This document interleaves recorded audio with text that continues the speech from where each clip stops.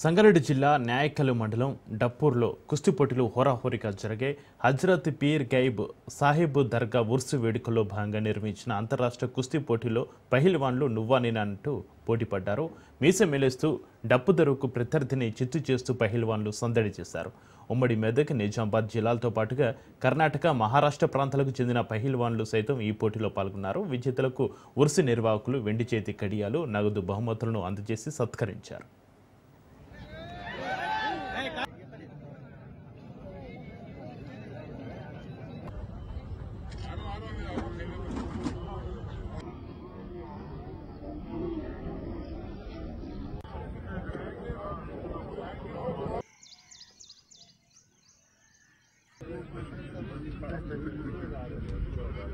उधर का